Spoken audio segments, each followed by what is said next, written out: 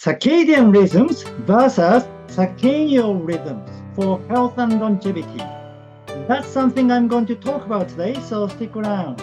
Hi, my name is Sachiaki Takamiya. I am the author of the Ikigai Diet and Ikigai Bio-Hacking. Now, I have reached 2,000 subscribers. I'm so happy. Thank you very much for subscribing to my channel. Yeah, and please do me a favor. If you have not subscribed yet, please subscribe. That will help me a lot for a small channel like this. 2,000 is a pretty small channel compared to, major channels. So I do need your support very much. Yeah, I know this is a very unique channel that I provide content that is not so much shared elsewhere because I'm specializing kind of natural approach, natural biohacking. Yeah. For example, when I share information about natto, it's a natural method. And there's other videos talking about natto, how to eat natto and so on. But I provide information that is based on a natural perspective. Yeah. And that is why I shared with you a video about supplement. Yeah. The last video, if you have not watched it, please watch it. That is probably unique. Probably you don't see that kind of video elsewhere. Yeah. And then today's video too, probably this is going to be the first video on circadian rhythm. Yeah, so please stay tuned until the end. So circadian rhythms versus circannual rhythms. Yeah. So how many of you have heard of a term circannual rhythms? Yeah, I didn't know it either until recently, really. Yeah. So circadian rhythm, right? Many people talk about it today, but not many people talk about circadian rhythms. In fact, when I searched on the internet, I did not find many sites. Yeah, and there was nothing on YouTube. Yeah, therefore, I decided to make a video about it. All right. So circadian rhythm.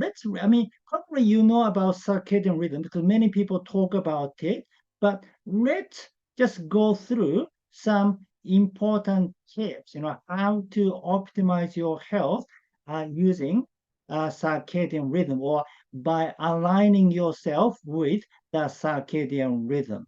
Yeah. So, one, sleep. Yeah. Now, so sleep at night and wake during the day. Yeah. That's the basic thing. Yeah. Some of us work at night, right? So it's the cycle is the opposite. But from the point of view of the circadian rhythm, it is better to sleep at night and wake during the day. Yeah. And then sleep in a dark room, not with your light on. And then don't eat 3 hours before going to bed and 1 hour after waking up. Okay. So sunlight exposure, exposing yourself to the morning sun within the first hour after waking up is good. At least for 5 to 10 minutes, if possible 30 to 40 minutes. And it is good to expose yourself to evening sunlight close to sunset if it's possible. Yeah. And after sunset, it is better not to use electric light if possible. Now, this is pretty difficult. I suppose most people cannot do that, and I don't do it. Yeah. However, you can do it like once a week or once a month and so on. Just use candles instead of regular electric light just for one night. Yeah. That is probably possible. Yeah. And then heat and cold exposure. It is better to do deliberate cold exposure in the morning and heat exposure at night. So I usually take a cold shower in the morning and then I have hot bath at night. Diet and fasting. It is good to eat during the day and not at night. So if you practice intermittent fasting, it is better to bring the feeding window during the day as much as possible. For example, if you practice 16-8 method, yeah, your feeding window can be between 10 a.m. to 6 p.m. or 11 a.m. to 7 p.m. or 12 noon to 8 p.m. Earlier the better. Yeah. Or you might do shorter fasting, like 14 hours fast. Then you can have your feeding window from 8 a.m. to 6 p.m. or 9 a.m. to 7 p.m. and so on. Right. And then exercise, it is best to exercise in the morning. Yeah. Afternoon or evening are okay, but not before going to bed.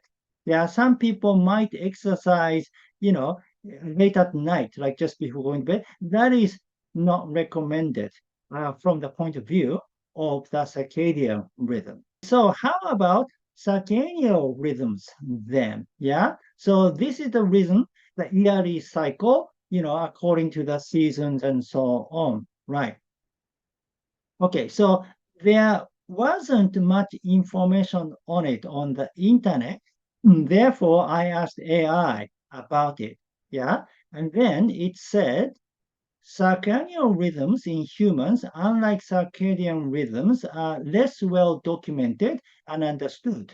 Yeah. Circadian rhythms follow a 24-hour cycle, while circadian rhythms have a roughly 1 year cycle.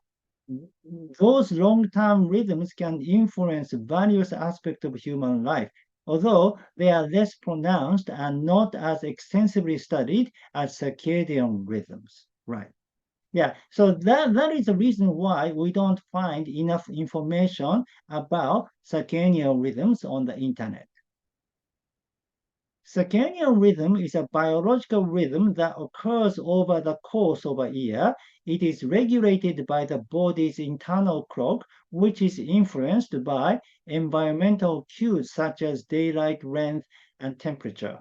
Circadian rhythms affect a variety of physiological and behavioral processes, such as sleep-wake cycle. Circadian rhythms can affect the timing of sleep and wakefulness. For example, people tend to sleep longer and wake up later in the winter than in the summer. Mood. Circadian rhythms have been linked to mood disorders such as seasonal affective disorders, SAD. People with SAD experience depression during the winter months when daylight hours are shorter. Metabolism. Circadian rhythms can affect metabolism, which is the rate at which the body converts food into energy. For example, people tend to have a higher metabolism in the spring and summer than in the fall and winter. Hormone production. Circadian rhythms can affect the production of hormones such as melatonin and thyroid hormones. Melatonin is a hormone that helps to regulate sleep-wake cycle, while thyroid hormones is involved in metabolism and other bodily functions. Immune functions. Circadian rhythms can also affect immune function. For example, people tend to be more susceptible to illness during the winter months.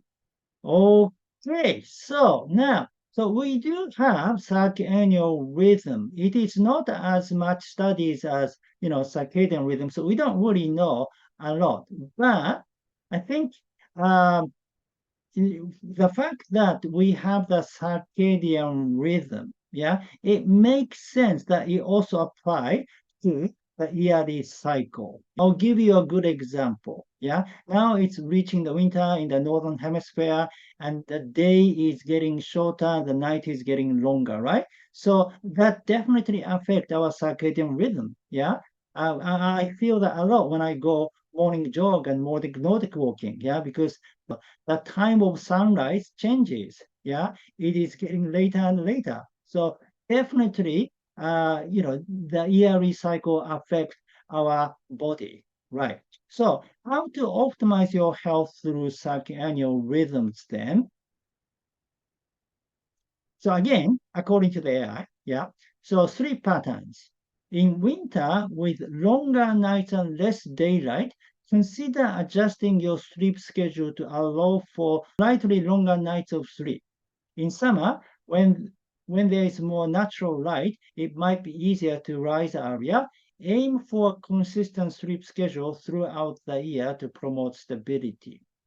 So generally speaking, you can sleep longer hours in winter and less in summer.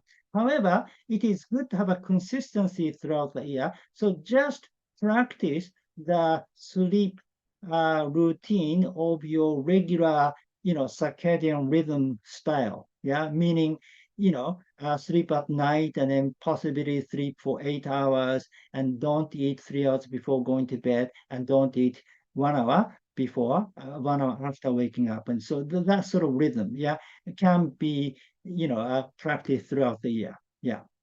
And then diet, focus on eating seasonally. Consuming fruit and vegetables that are in season provides better nutrient quality and flavor. Adapt your diet based on local availability. Local foods are more likely to align with circannual rhythms. In colder month, opt for heartier warming foods like stews and soups. And in warmer month, lighter cooling options such as salads and fresh fruits, right? So basically, it is just like a Shindofuji that I often talk about, isn't it? Yeah, eating local food and eating seasonal food. Yeah.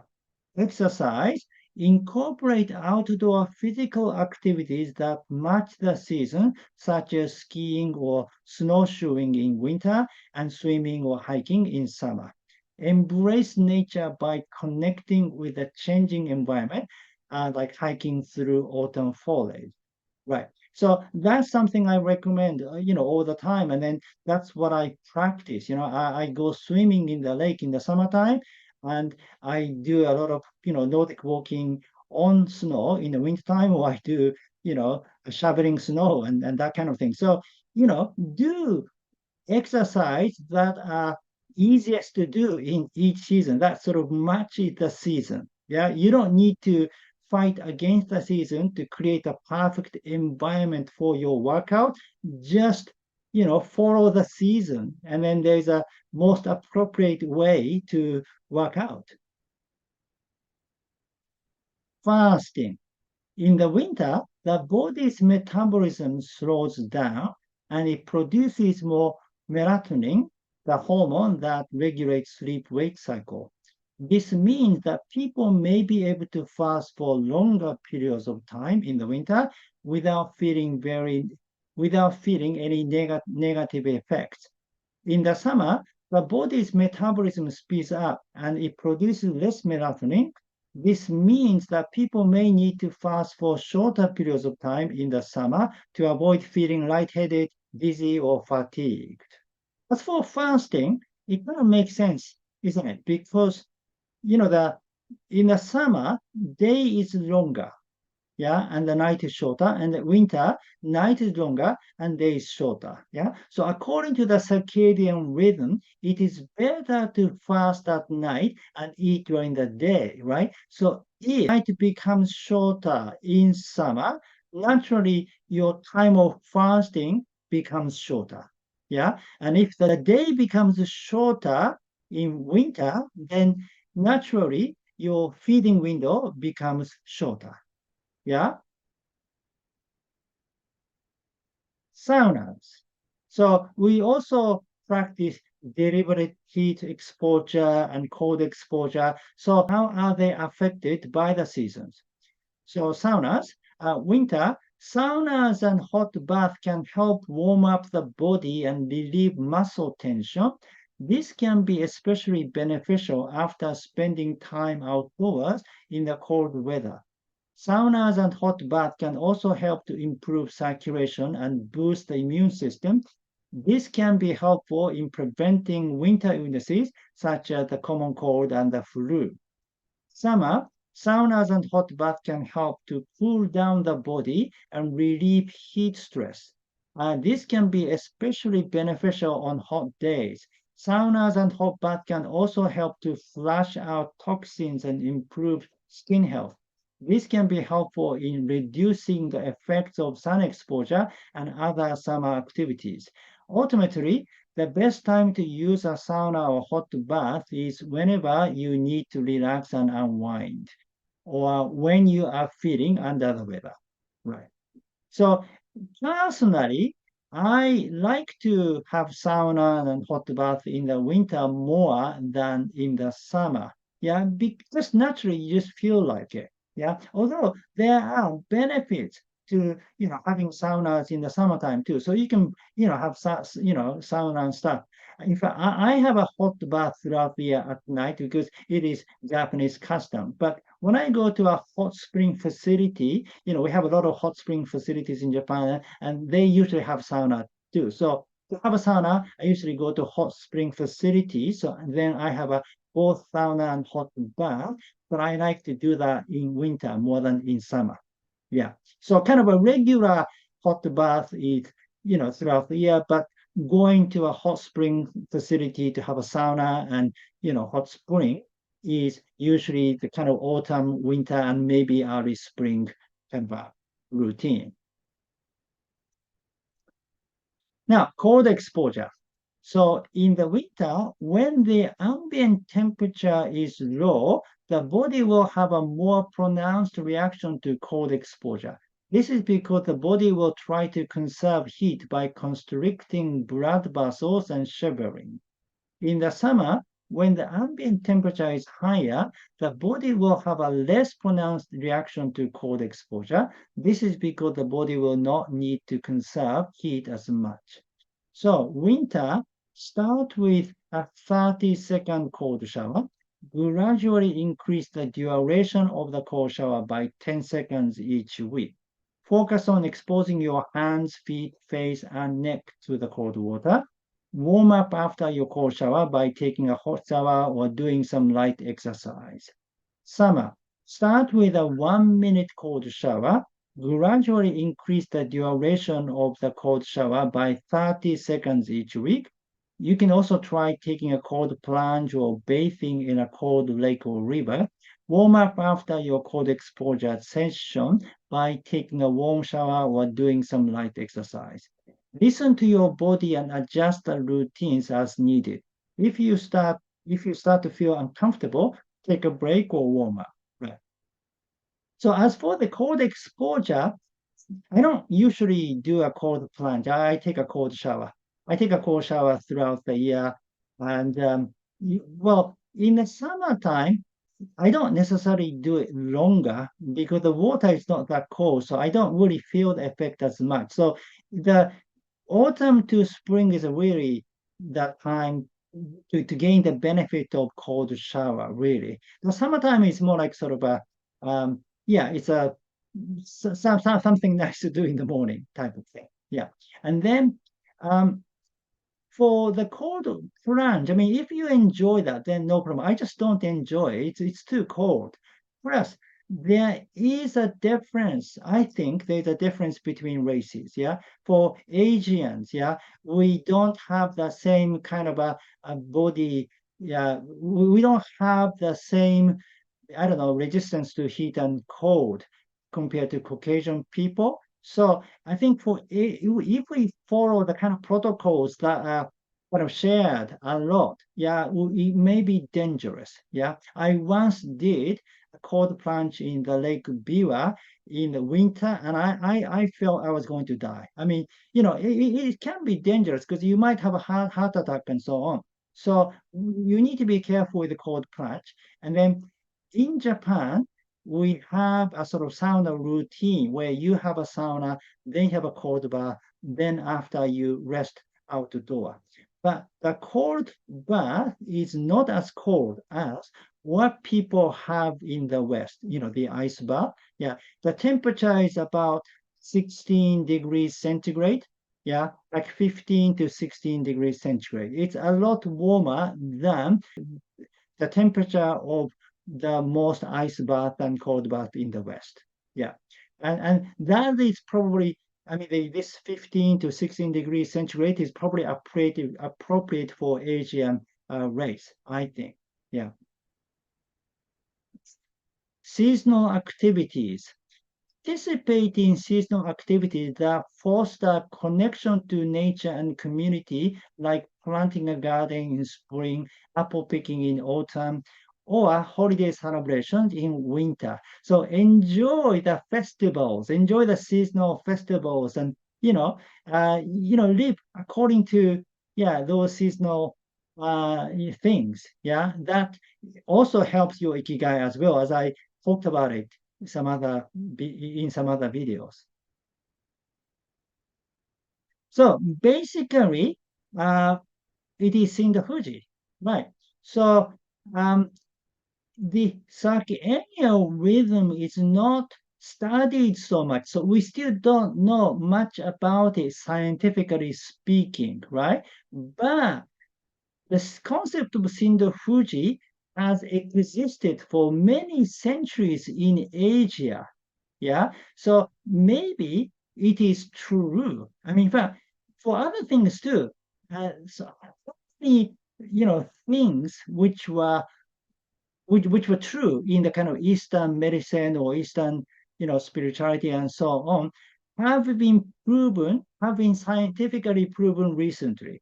There are many, there are tons of things. Yeah. So the fact that it hasn't been proven scientifically doesn't mean it's not true. So once a shot, if there's a strong tradition in Asia about, living locally, living seasonally, and that kind of thing, then yeah, I think we can benefit by applying this principle for our health and longevity. Yeah. Yeah. So more in detail about Shindo Fuji and how to live naturally, please read my books, The Ikigai Diet and Ikigai Bio-Hacking. Yeah. Both of them talk about natural side of biohacking and natural side of lifestyle towards health and longevity. Okay, that's for today. Thank you for watching. Again, my name is Sachiaki Takamiya, the author of the Ikigai Diet and Ikigai Bio-Hacking. If you like this video, please give me your thumb up and please subscribe to my channel. Please subscribe. Thank you. Yeah. And please leave your comment. Know about circadian rhythms. Yeah. And then now, what do you think of it? All right. I'll see you in the next video. Live with your Ikigai!